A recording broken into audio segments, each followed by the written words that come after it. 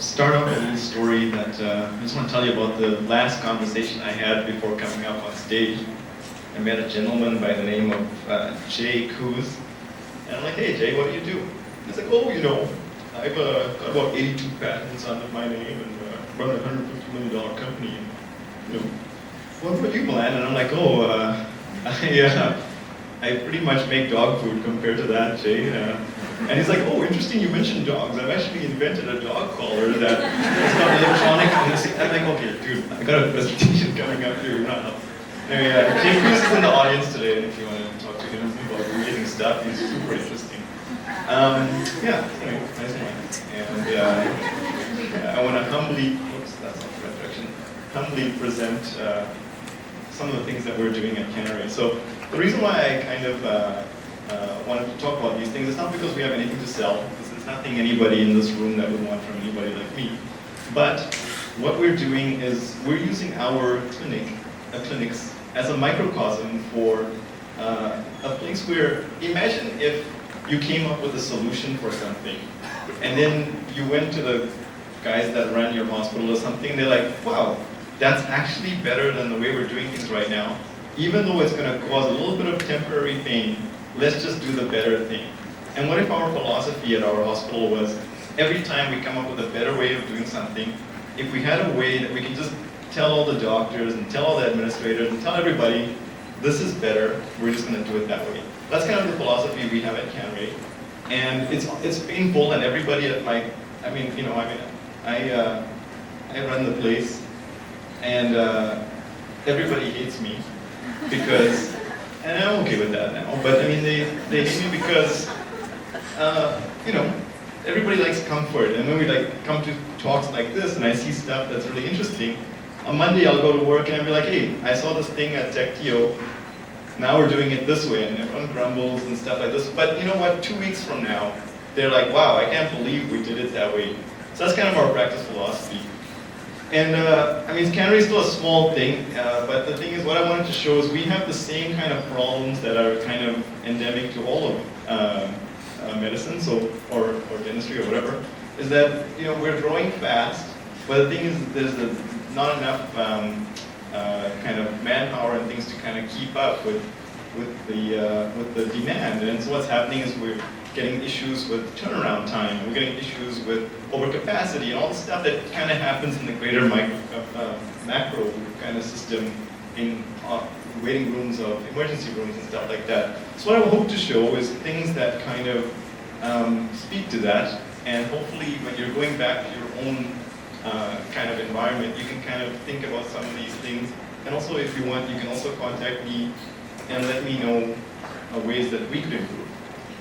So the biggest problem, when I was in a institutional environment, I was at the University of Toronto and the faculty and stuff like this, is something new would come along, often computer related. And we figure out a way to kind of improve our workflow. But then now we have to ask the permission of the IT department, and those guys don't want to do any changes to the way they've already set their system up and all this kind of stuff. And then we have to get all the people on the committees and stuff to basically agree. And by the time everybody comes to agreement, this is already obsolete. We need to come up with the next thing. And it's always been done that way. It's been like the story of my life, And so I said, you know what, when I'm done, we're going to establish a system where it's not always been done that way. And I'm going to give you an example. I don't know if this video is going to play, but if anyone knows anything about radiology, basically what it is, CT scanning was invented in 1976 by Hounsfield. And if you look at a radiographic report, it's just like a wall of text, right? You get it, and nobody reads any of that stuff in the middle. You just skip the last line and that's what they said, and you just take it for granted. So I said, okay, that's what it was like in 1976. What does the state of the art look like right now? So I basically went to the RSNA website, and I found the most common report that they have as a template. This report was generated in 2011 as a template, and this is what the current state of the art is. And I can't believe that with the invention of the internet and online storage and all sorts of huge monitors and virtual reality and all this is still the way things are. Because the thing is that the research has actually shown that the way to communicate radiographic information is via an annotated image. You take an image of a thing, and you put like a nice little arrow on it, and then you say, this is the thing. And if you do that for the whole report, people will actually read it. Because when I finished school, they forced me to do it the other way until I was done. And the day I finished, I took all of that and threw it in the garbage, and I said, this is better. And this is what one of our reports looks like. It's like an annotated image. It's got a little bit of text, but the text is in red if it's a problem, and it's basically in green if it's not a problem, etc., etc. But this is the way things should be. And why is it not that way? You know, I mean, what's holding us back? I mean, we live in this day and age where, you know, with Facebook, you take a picture, you put a little annotation on it, you know. But that's not even the future. This is actually what it should have been like 10 years ago. I'm going to show you what I think a report should be moving forward. What if the report was actually the 3D data of the patient? Now, this is a very rough segmentation. The idea is not to show you the quality of segmentation, but to say, what if, even as a layperson, you could actually just go and look at, this is a segment of a person's jaw, there's some teeth there and posterior mandible, and it's like, oh, there's a red bubble, and then you click on the red bubble, and it's like, oh, right, you know, that's some sort of disease or whatever. So what's this green bubble? Oh, you know, that's nothing to worry about, whatever.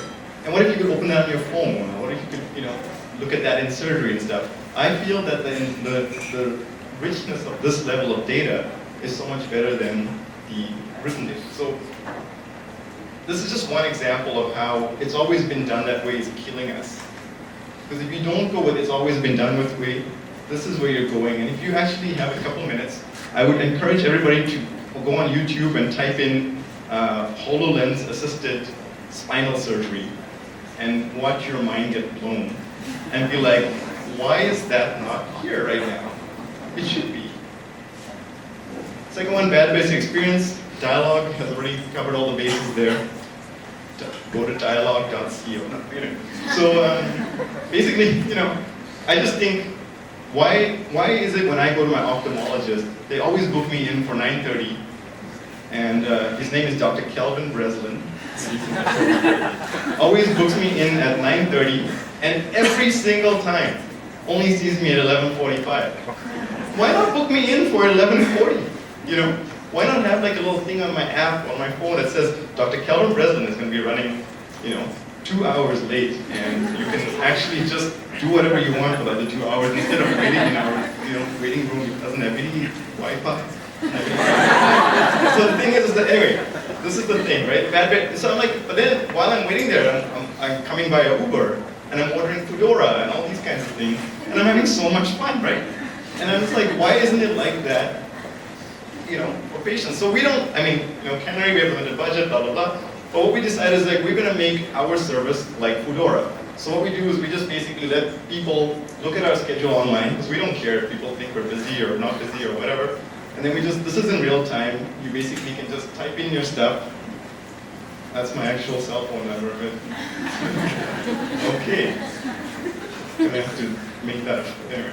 So, and then what it is that immediately I receive a text and an email, and the text says, here's all your stuff. If you want to use your secret code, you can log in, and we'll see that in a second.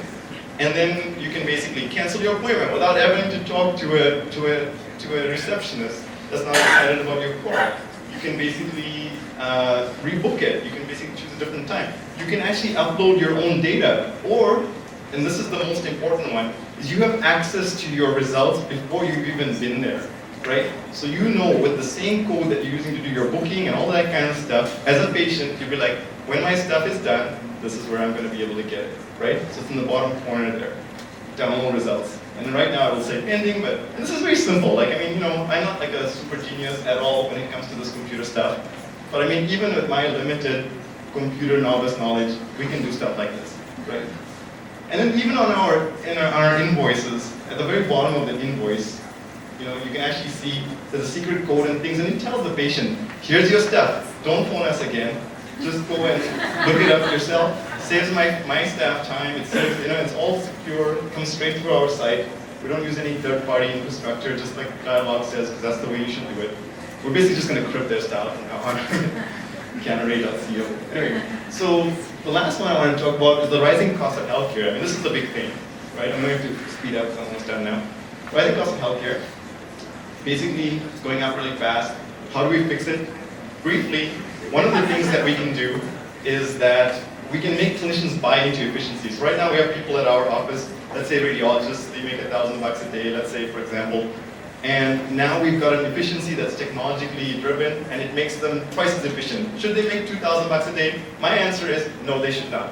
What we should do is say, keep it the way that you've always done it at $1,000 a day, or you can buy into our new system and you'll make $1,250 a day, but you can do twice as much work. And it's the same amount of time, but you know what?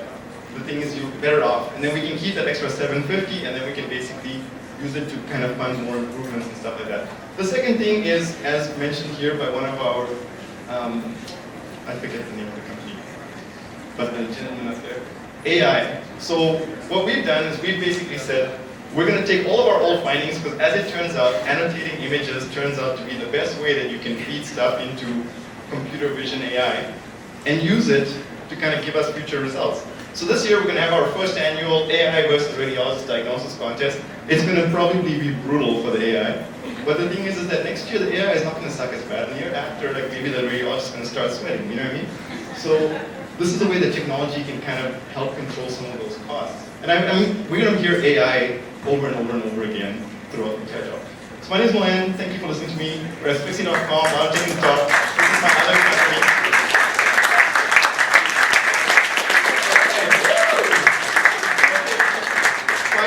Okay, so this is basically our other company. We design 3D glasses on, images of yourself.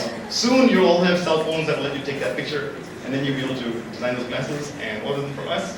And then we will go from a huge money suck to maybe something positive. Okay.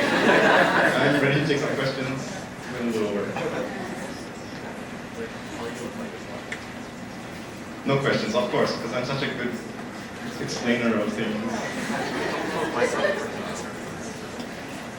Yes? That was really interesting. Once upon a time ago, I worked in a radiologist's office in high school or something like this. Okay. So I see the value adds that you're talking about.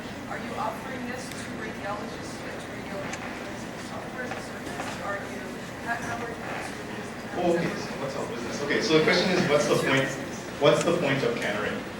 Oh man. I don't believe, now, the software that we make, we don't sell it to anybody. We basically use it as a proof of concept. I wanted to show you kind of idea stuff, and I want you to go and implement those same things in all of your softwares. That's kind of what we're doing. Our software basically just enables our day-to-day work, you know what I mean? So we can have so we have walk-in clinics, for example, that have no wait time. So we have a timer that kind of forces everybody at the clinic to be like, hey, this patient's been waiting for 6 minutes. Like someone's going to get fired if it goes to 8 minutes, But the thing is, that only happens if you've got the timer, you know what I mean? So I unfortunately do not have anything for sale. I just wanted to kind of share some ideas. Yeah, glasses though. Provide those. So it's more an idea thing, so you should take that and apply it into your own system. Do you have any other questions? Yes? Quick question for you. Have you thought of integrating into, say, a bigger platform like OpenCare, for example? Right. So they're out there, and people that don't know about OpenCare, they're out there, you have the ability to not only book in with a dentist, but also a physiotherapist, a chiropractor, any kind of ancillary care provider. They haven't tapped into the doctor specialist yet, but any thoughts on that? Integrating with, yeah. So my policy is integrate with everybody. So, for example, I think MedChart is going to be talking after I just looked them up on Facebook. Not in a creepy way, but in like a kind of like anyway. And I mean, they want to have access to things. I mean, our philosophy is like we would rather just build an API so that they can access our stuff, and as long as they've got the permissions and stuff, and then they don't have to actually talk to us. So I feel like all of our admin stuff is superfluous, and all of yours are too. And that can all be done by a computer. I mean, Facebook is not sitting there and having admin staff type all our stuff in. So way over. They're not going to invite me again, but Thank you. I can take a picture too.